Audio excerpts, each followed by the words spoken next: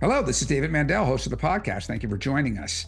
As we are in the summer, we are in the midst of the Summer Rewind series, where I go into the archives and I pull out episodes that I think are worth listening to again.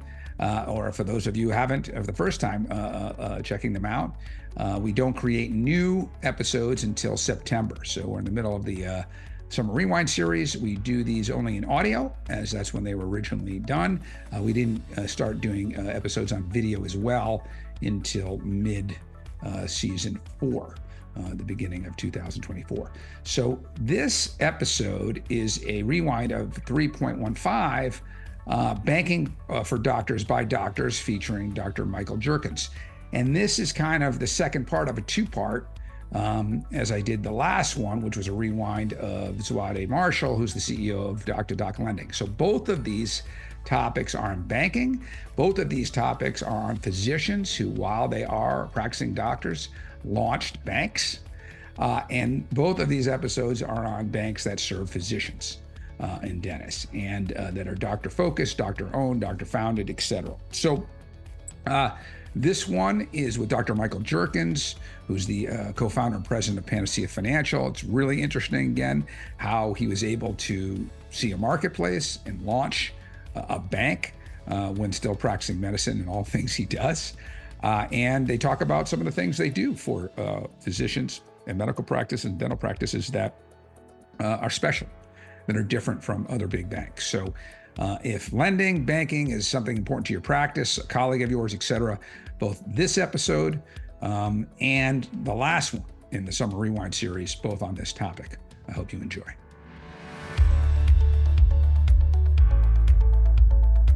Welcome to the Wealth Planning for the Modern Physician podcast, where we talk to doctors like you about their real-world lessons in financial matters and hear from industry experts who can impact your personal bottom line. The host of our podcast is David Mandell. David is an attorney, OJM Group partner, and author of more than a dozen books on wealth planning for physicians. Now, let's turn the mic over to David.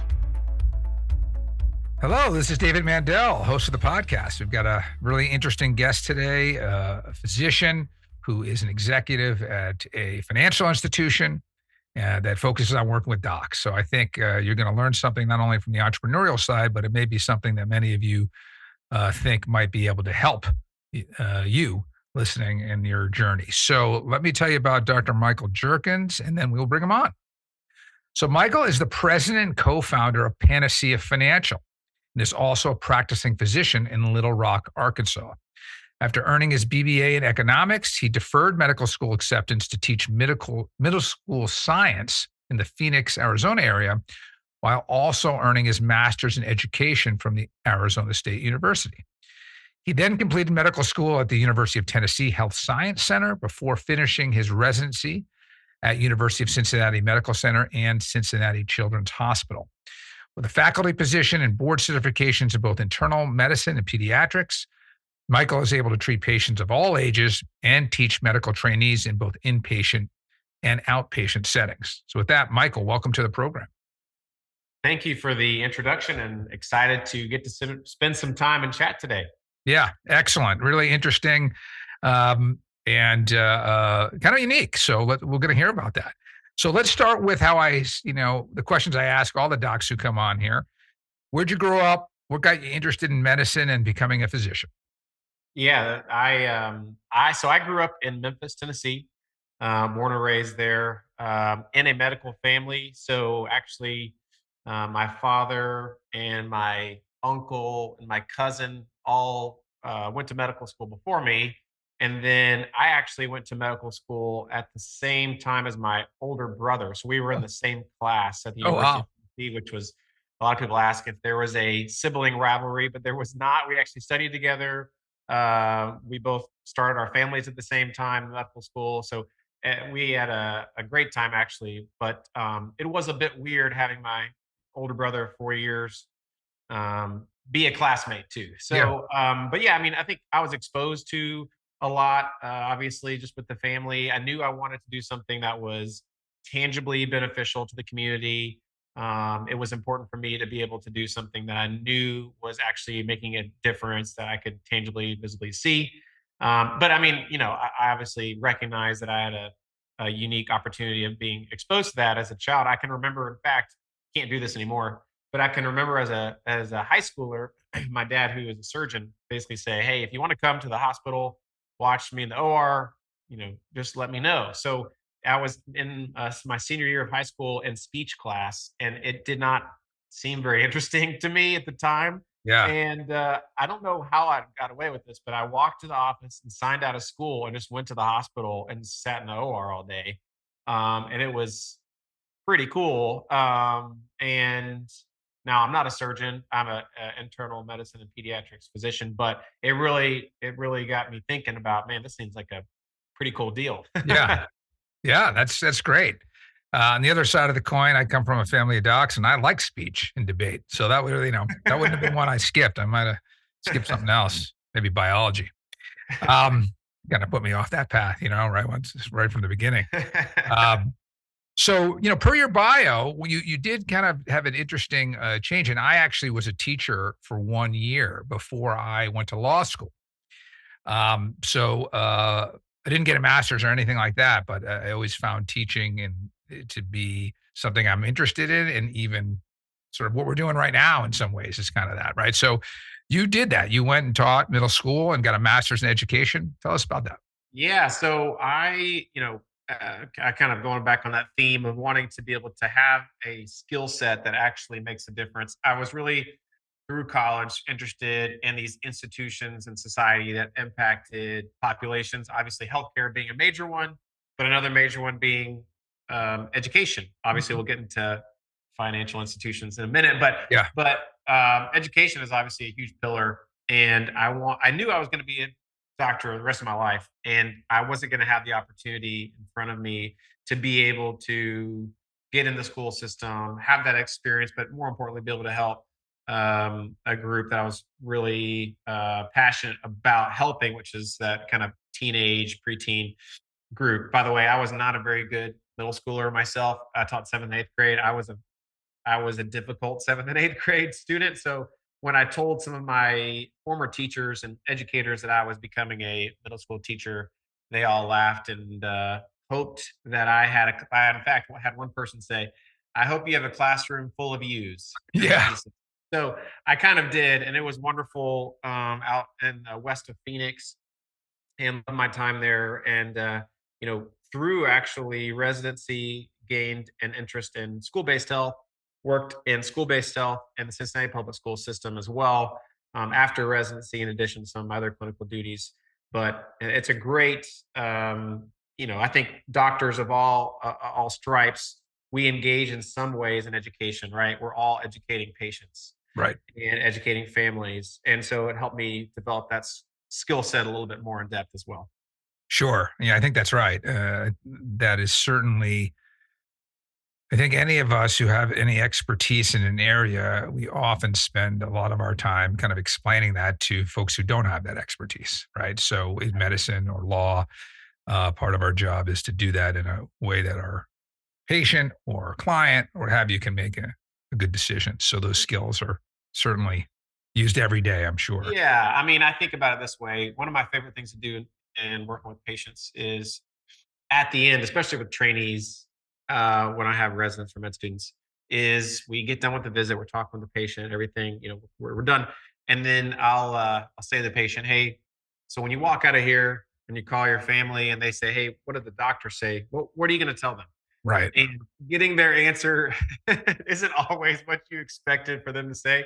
And Right. a lot of times, unfortunately, it's I'm not really sure. It's like, okay, let's try this again. And then, you got to re-explain and in a way that is accessible. And I think really, again, not to beat a dead horse, but a lot of medicine is educating and communicating, being able to be effective at that. That's right. Yep. Yeah. And you might even learn some of that in that speech class that you skipped. But, That's right. well, That's right. we won't get back to that. So after the teaching, you go into medical school, and you're, like you said, you did some teaching or involved in that, even in your training in Cincinnati, which is where OJM's main office was. You were there for a while, et cetera. When did Panacea Financial? We're going to talk about what Panacea Financial is in a minute, but But when did that start to get into your, when was the seeds planted? Like there's something here, there's a market gap for docs. I'm either myself or my colleagues, friends are not getting what they should. When did that start to sink in for you? Yeah. So, I mean, financially, medical school wasn't super easy. We were obviously very excited to have our first child as a third year medical student. So I got married our second year of medical school. We had our first child my third year of medical school. At that time, my wife worked for a small business. They had a high deductible plan, which can't really get this anymore, but it was $7,500 deductible. So love our son. Obviously, had to pay for whatever I needed to, but having a $7,500 bill with from a med student, it was very difficult, and we had lots of bills. Then 40,000 of us every single year match and have to move. Many of us, and it's really tough to make a move, especially when you have a family and no money because med Right. students don't have money. So it's this absurd really expectation that the medical system has of, oh yeah, they'll figure out the finances, they'll continue to press on because we're going to be resilient, we're going to find a way. Might not be the healthiest way, might be borrowing Right. from friends and family or running up credit cards, but we're going to move to residency because we just spent the last 10 years trying to get here, and we'll do what we got to do, just like we'll do the same thing on paying for step 1, step 2, step 3, our board certification, all the things you get nickeled and dimed through training. And what ends up happening is that unfortunately you do accumulate potentially a lot of not only student loans, but personal loans and debt that become quite toxic. So we were stressed getting to residency. I mean, it's a new place, have a young family, don't know anybody. I'm starting in the hospital and I'm starting off severely in the red Right. and my credit card. So any little thing month to month, because I wasn't getting paid that much, put us over the edge. I can tell story after story about my residency experience from car issues. We actually had our second child in my second year of residency. Also, some medical issues at the beginning of her life that we needed to figure out from a expense perspective, but it was really stressful then too. Actually, Sure. funny story is in my second year of residency when we had our daughter, I was working nights. So I worked at that point, I think 5 weeks of nights in a row. So I had time off when we had our child. And unfortunately, I went back to being in the hospital 4 days after her birth. And I forgot to add her to my insurance after 30 days as a dependent. And so, unfortunately, we weren't able to add her on, and I had to apply for Medicaid as a resident. Luckily, Ohio had expanded Medicaid, but that's really stressful because we had all these bills from the hospital. Literally, the hospital I worked at, and the amount of money they charged me for a delivery of a healthy baby was the same they paid me an entire month's wages. Right. And so I was on a payment plan. Like it was just Right. over and over these things. And I was finally got to a point where, I'm going to try to actually navigate the financial system like I would if I were an attending. So I'm going to go to the bank. I'm going to ask for a personal loan, try to get the attention of a banker, but it really wasn't successful. I mean, it's not surprising now looking back because most banks, there's like 4,000 of them out there, pretty much do the same thing. They look at you, look at your spreadsheet. How much debt do you have? How much is your income? What's your FICO score? And they make a decision, yes or no. There's not a lot of insight into who you are and what you've done so far, and the sure bet that doctors are as far as employability, lifetime earnings. I mean, you look at the last 25 years of unemployment metrics, it's doctors that have the lowest consistently. And there's stat after stat that I could tell these bankers they don't care. They have a strict box. They treat me Right. the same way they would as a plumber or a car salesman. And so, especially earlier in your career, that's pretty difficult. And I got rejected for personal loans. I got asked to have a co-signer on a personal loan of just a few $1,000s. And that's at the same time I'm in the hospital, trusted with people's lives. And Right. most of the day I'm treated as an adult and someone who's responsible. But then I go home and I'm trying to talk to a bank about a personal loan and I'm treated as an adolescent. And it seemed Yeah. absurd. And the thing is, like, we're in the resident room talking, and many of my co-residents have the same stories. Sure. And it's not just one of us. It's that every single year there's a group of trainees and early career doctors that are having to navigate financial decisions. in unfortunately an environment that's a lot harder than it had to be. So that's really where we came up with this idea. It makes sense. I mean, it's something we've heard before. As you know, one of your competitors or colleagues out there helping docs. Same story, right? Docs who founded financial institutions because I like to treat it as adolescents from the bank, but trusted with life the rest of the time. Just it doesn't add up. That's from a point, point A, and then the other piece of it, which obviously you guys have taken advantage of, is it doesn't really make a lot of sense business wise because you have lifetime value of earnings and goodwill, and you can get in with a we have this, in some ways, OJM is the same issue. And you and I've talked about this and, getting young docs to be able to work with us when, we know lifetime, they're a really good client for us, but we just got to figure out how to do that. And we have, and we're continuing to, and we'll roll out something, I think, even more applicable for the fellow or the doc just coming out who, doesn't need asset protection that I provide, doesn't maybe need the tax, doesn't need some of the other things, but still would like to build a relationship with us. There's a business there, and you guys have figured that out. So you're not doing, you have some altruistic goals, I'm sure, but it's not a charity. And you guys are doing something that's business. Before we get into Panacea Financial, because we're kind of, I think the docs would be really interested what your, time allocation is today. What's your work life now? How much in your week, month, et cetera, how much time is divided at Panacea, and how much are you still able to do a clinical practice? Great question. I appreciate you asking that because I get asked that all the time. I'm sure. When we first started this, we worked on it through residency. I was a resident, obviously full time, and then out of residency, several years full time as faculty and full time clinical educator. We were working on this too, so it's kind of like having two full time jobs. Right. And then eventually, when Panacea started to grow, luckily we're able to scale and bring in lots of folks. And we'll talk more about that in a minute. I was able to and then I honestly through COVID I was working full time, taking up shifts in the hospital, working in the clinic, primary care, which is what I do. Never really shut down during COVID in the thick of 2021 and 2022, and obviously. So, but what ended up happening was, as Panacea began to grow, it became untenable. Not only that, I also, most importantly, full time dad, full time husband. So something had to give, and Right. I never ever want to give up being able to see patients clinically. I enjoy it.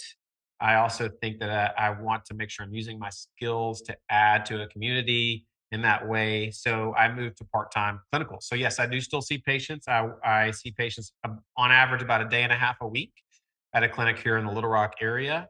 And then the rest of the time, as anyone listening who has their own business knows, it's basically every other day of the week, morning and night is Panacea, which is very fun. I mean, obviously it's a lot of work, but I try not to say too many cliches, but it is a labor of love. And when I'm able to talk to doctors that we've genuinely helped, it really makes it worth it. And luckily, we've had a lot of success there to make it worth it. Yeah, that's great. I'm sure all the docs were listening. We were saying, how does he do these things? How does he do both? Right. I mean, so now we know the split. So that's hopefully encouraging those folks out there who I'm sure a lot of docs, have listening to this, especially have some entrepreneurial streak in them. So now let's get to Panacea. Why don't you tell us what Panacea Financial is? What is it that makes it different from traditional banks? So let's start with that. Sure. Yeah. So we are a national digital bank for doctors by doctors. And that means anything from a personal loan to a loan to start a practice to opening up a business savings or checking account to refinancing your student loans. We do all of that. You have mobile banking app, online banking app. You have your own personal banker you can call around your schedule. We like to say we work doctor hours, not banker hours. Yeah. Yeah. And as I think most people listening to this podcast could relate, you're done seeing patients, you try to call your bank, they're not available. So you get your own personal banker, whether you have $5 in a checking account or a $2 million practice loan. You have someone who can answer the phone, knows who you are, is able to help you no matter where you move in your career, which is a big deal. I know a lot of Sure. people say that they do that, but that's a big deal for our community, when time can be so so valuable. And just going through some of the stuff, we really started on the personal loan. That's what we started with. It's called PRN personal loan, money as needed that doctors can use. Well, the big things there are no cosigner ever. There's no credit score minimum. Rates start at less than half of a credit card. We can fund those in a day. There's no fees, no prepayment penalty, any of that stuff on our personal loans. And by far and away, probably our most popular product by number of customers. And so we've been able to help a lot of folks looking to refi high interest credit card debt, which helps obviously the credit score, helps their payments. We help people be able to transition when they're moving to their first attending job or moving to residency, paying for board exams, paying for these unexpected life expenses that I dealt with. I Right. certainly would have used us if we had been Yeah. around in residency, which is what we wanted to build. And then we moved into the student loan space, which we still do some, but as you know, it's difficult competing with 0% interest rates from the federal government right now, which Right. most people should not refinance. And Yeah. certainly we're not going to try to encourage people to do that don't need to, but we do offer that. And then last year was our first full year of kind of soup to nuts, a complete um, practice finance group with our own bankers, our own underwriters, our own credit team, our own closers, all from a lot. All of them bring a lot of experience to the table at other financial institutions, but they loved our model. I mean, it was easy to recruit because it's like, hey, we're doctor centric, we are dynamic, we're common sense. Here's our product suite, and then we brought in the talent to be able to execute on that. And so it's really fun. I mean, I talked to a dentist last week who opened a checking account with us and then found out we did practice finance. He literally called his primary care banker, is what we call him, and asked about our practice finance. The primary care banker then got in touch with our commercial banking team, all working together hand in hand, and we're able to help him buy his first dental practice. So Yeah. $7 million. So it's one of these things where we want to make sure we're fully integrated, be able to help a doctor through multiple financial needs that they have throughout their career. It makes sense. I mean, I'm sure the demand is there. Like you said, tens of thousands of folks coming through this point in their life, each year. So you're going to have, Exactly. plenty of new folks. And I know you've got lots of clients who are happy, and the word of mouth spreads. Now, one thing I think is really interesting from business perspective is that Panacea is a division of Primus Bank. So tell us about that, and how, a little bit about maybe Primus for a second, and then how does that impact your ability to provide these products and services? I imagine, that's a real feather in your cap in terms of being aligned that way. Definitely helps. So Primus Bank is a bank that's based out of Virginia. They are very forward thinking, have been an excellent partner for us to work with. And because of that, as a division of Primus Bank, we have the bank charter where we can take deposits that are FDIC insured. Right. We have all of the ability on the compliance piece to be able to make sure we're doing things in a safe way. But because of the bank charter, you have other groups that can maybe have loans, but having the bank charter allows us to make sure we're being able to service checking and savings accounts. Our savings accounts are right now, I think, 4% APY, which is great in the market. So we allow our doctor customers who want to just open a savings account, we can do that. It also allows us for the practice finance, we can provide business checking that's free and high yield business savings accounts that are free at 3%, which is much higher than the average business savings account right now. So the Primus Bank was helpful to, especially when we were getting started, allowing us that infrastructure we could utilize Right. and allowing us that bank charter where we can have FDIC insured deposit products as well. And also, when we need to make a loan, we have a multi-billion-dollar publicly traded bank that we're a division of, so that allows us to be able to grow as much as we have. Yeah, certainly. Yeah, you've got that capacity there, which is great backing you up. So tell us a little bit about the growth. Give us some numbers in terms of, where you are today and, where you've come from. Yeah. So our first loan customer was in November of 2020, an emergency physician in Nashville. And since that time, So, in 2021, it was roughly, and this is all public information, around $40 million in loan originations at that time. And in 2022, it was about $240 million Wow. in loan originations. So that was great growth we were very excited about.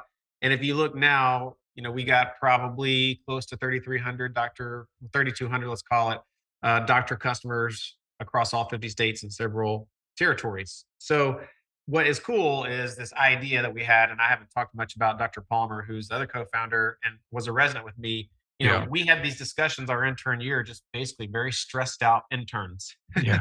And now a couple of stressed out interns hopefully have been able to, I think we have helped thousands of doctors across the country in only really a couple of years Yeah. of lending and then banking. So, and that's not even counting the amount of patients. I think of it this way, and this sounds very hokey perhaps, but I feel if we can make doctors less stressed out, then we can make them better practitioners and patients get better care. And that might be maybe a little what's the word I'm looking for? Naive, but I think it's true. And I talked about that dentist, that, for instance, that we helped him buy his practice. The practice he bought had shuttered, and that community that the practice was in didn't have access to a dentist.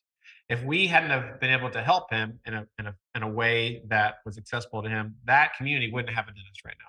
So yes, obviously it's a business, it's not a charity. We want to make sure we're succeeding from a business perspective, but it just is nice to also have it align with something that I feel very strongly about. Yep. And I think really is a value add to the community. I agree with you. I mean, you're kind of preaching to the choir a little bit, right? Because I've been helping docs my whole career. And, I felt like if I helped them as an attorney to get their, protect their assets in case there's any liability, that they would be less stressful and be able to practice better. Yes. So at least that's what, I got my father to agree to. That's why he put me in the will, So, family of physicians, you got to make sure you're helping the docs out. So, but I honestly, I joke, but I think it is right, because if you look at the data, and I'm sure you have, and I've spoken on this before, financial stress is one of the key stressors that physician burnout is an element of. So, if you're, work-life balance, some of the other things, but if your firm and our firm can help folks reduce that stressor, and it's one of the top three, then it's got to make an impact. Totally Over agree. time. Yeah. Totally So I think you've answered some of this already, but what are the most common ways you're helping physician? It sounds like, at least thus far, it's been personal loans. That's the most popular product. But what are the new areas in growing? Sounds like practice is one, and banking. But maybe you could elaborate a little bit on that. Absolutely. So I think by number of customers, absolutely, our peer and personal loan is our most popular. By dollar amount, it's probably our practice loans, a little over 60% probably or so are practice loans by dollar amount. So, what we're able to do in the practice loans as far as especially medical, right? I mean, like dental is a little bit easier for banks to underwrite for practice loans because a dental acquisition is fairly similar to any other general dental acquisition. Right. I can think of a few deals, even just last month, for instance, a dermatology startup, a vascular surgery acquisition, a plastic surgery acquisition. All of those are very different business models. Yeah. Right. And what's really cool about what we built is something that actually we're specialists. It's all we do. All we do is healthcare financing. So we're able to navigate those three different business models just last month on medical, while at the same time being able to help dentists buy practices and expand. And even one of the big things, honestly, we do is called practice buy-in. We do it totally unsecured, actually, and we can finance up to $400,000 in a couple of days, totally unsecured. Because we ran into a lot of doctors who were trying to buy into a surgery center or a large group, and they're fresh out of training. They don't have any money. So Right. same deal. Now there are models where sometimes they can pay it down or take a loan from the group, but for many people it was, hey, go find the money, figure it out, and come back to Right. us. And most banks aren't going to say, hey, here's an unsecured loan of $400,000 to go buy into a practice. Most of the time, the banks say, hey, go to that group and we'll put a lien on their assets and then we'll give you this loan. Well, the partners who've paid all that Yeah. off, they don't want a lien on their assets. Right. So the practice buy-in loan has been really popular for Okay. us. Nice. And so that's something I think we excel really, really well at. The other thing is just complicated deals. And on the practice finance side, I mean, we're working on a large multi-specialty dental practice. We've done the same thing on the medical side. We can do really large deals, 20, $30 million that, most big banks, they're trying to do something that's quick and scalable. They want to get in and out. It's very transactional. For us, we're able to have the sophistication to do deals that might be a little bit more complicated. But using a common sense approach powered by specialists, we are able to navigate some of these, I think, in a lot more efficient way. And, actually, I looked at just recently how long it took for us to approve a practice loan, for instance. Last year, once we got the full package, the average was 5 days.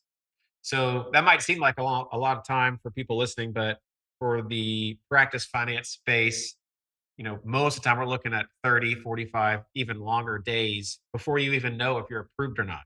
So, like, that's extremely inconvenient and difficult for people who are trying to make a ginormous Right. decision to Right. know, what am I doing? Am I approved? Should I be shopping around somewhere else? It's important, again, for us, going back to what I said earlier, is the doctor's time. And so we try to be efficient with that on the practice finance side as well. And then one last thing I'll say too on the practice side is I mentioned our deposits accounts. So checking and savings that are Yeah. completely free, savings, unlimited transactions. We have free check scanners, merchant services. All of that is as free as you can get it. And so we do have some doctors who aren't necessarily loan customers, but use the deposit accounts too on the business side. Yeah. Yeah. Having that FDIC and banking ability makes a lot of sense. Couple last questions. One is, what would you say docs, when they come to you, are kind of the most common misconceptions they have about debt or loans, et cetera? And what, we talked about education at the beginning of our talks here. And how do you and your team have to, what are some of the barriers you need to overcome with docs, especially younger docs, when it comes to debt and loans? Yeah, I think it's a tough question to answer because, unfortunately, a lot of doctors aren't as financially savvy. And I don't mean savvy as in they're doing their own investments and doing their own Yeah. taxes. I mean just very basic things Right. like, do I have to pay this back? Is this Okay. can I take a loan out in my spouse's name? Like, very basic things that, when we do get questions, we're not really surprised at. I mean, we just want to take that trusted consultant um, position, and we Yeah. do. And so, what we do is a lot of coaching, quite frankly. Yeah. Like, there's plenty of, I can think of, even just last month, a couple of customers that, unfortunately, or folks that came looking for a personal loan, we weren't able to do it because of some adverse credit issues. And again, I think we're pretty flexible on that. But unfortunately for these folks who weren't able to qualify, like, we sat on the phone and walked them through what they can do to make their financial health a little bit better and connect them with those resources. We're not making money on that. It's just the right thing to do. So what I like too is we don't try to take that transactional approach. If we're able to help someone with a loan, great. If we're able to help them for checking and savings, perfect. If we can't, that's okay. We can still help them. Right. And that's just doing the right thing is obviously beneficial just from an altruistic perspective. It obviously helps with business too. But we get a lot of very basic questions For sure. about debt. And on the practice finance side, dentists are a little bit more exposed to what a small business is like, and what, Yeah. even then, there's still a lot to learn from them. But on the medical side, unfortunately, in our medical training, we have even less business training than the dentists or the vets. So we do a lot of education, especially on the practice finance, getting into practice ownership. What are the very basics you need to do? How can you get in?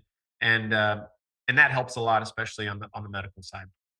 I'm not surprised. And, I do think, we see it in our areas of wealth management too. And this is one of the reasons we even do the podcast. Certainly, some people have listened to this and shot me an email and become clients. But for most cases, I think it's going out there to folks who can just improve their knowledge, and make better Yeah. decisions. And maybe OJM's part of it, maybe it isn't. But hopefully folks come away from this and our books and articles and every other piece of content we do just a little more educated.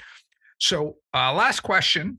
As the people who listen to this know, I pretty much ask the same last question every time, which is specifically for loans and debt. What's the one thing you think physicians should remember? And again, probably for younger docs who just haven't had, the life of hard knocks or learning it just from doing it. What's one thing you'd take away, or you try to, let's say, teach a resident fellow or a young doc on debts and loans?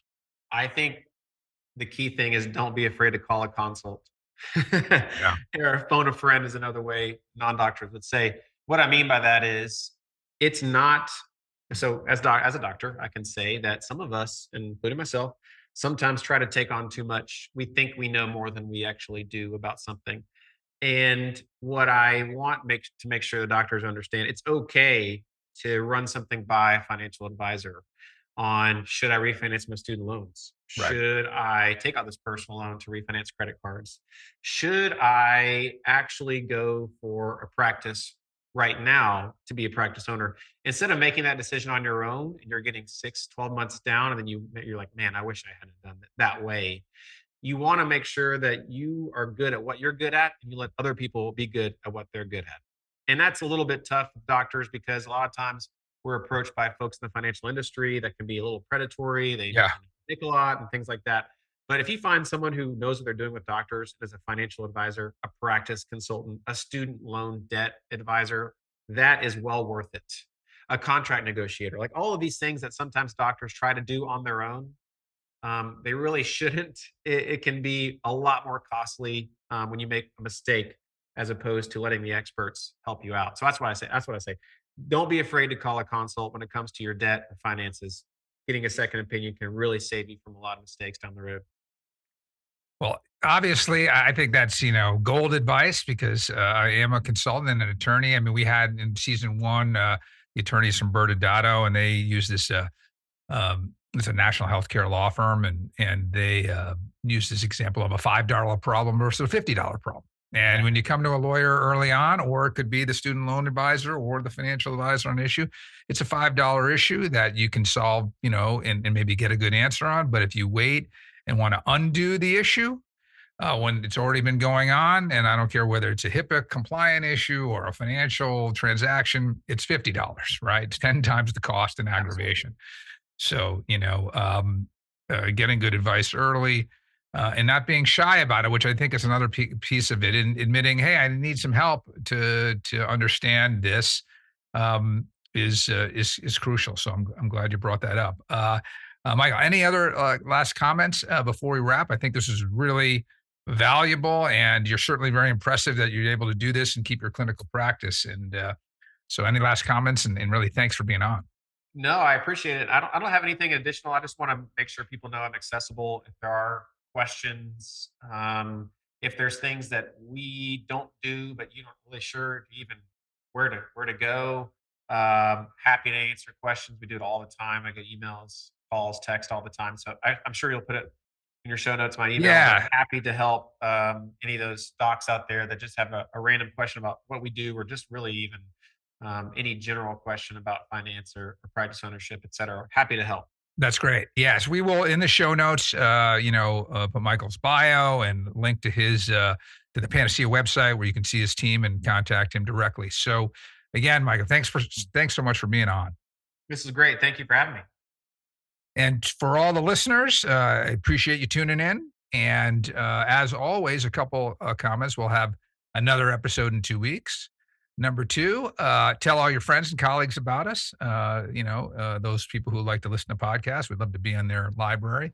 And then if you're a physician or even someone in the space who advises physicians, and you're listening to this and you think you have some interesting story or advice to give, interesting experiences that people listen to, feel free to contact me because I'm always looking for new guests later on this season, next season. So with that, thank you very much. Thank you to Michael, and tune in a couple more weeks.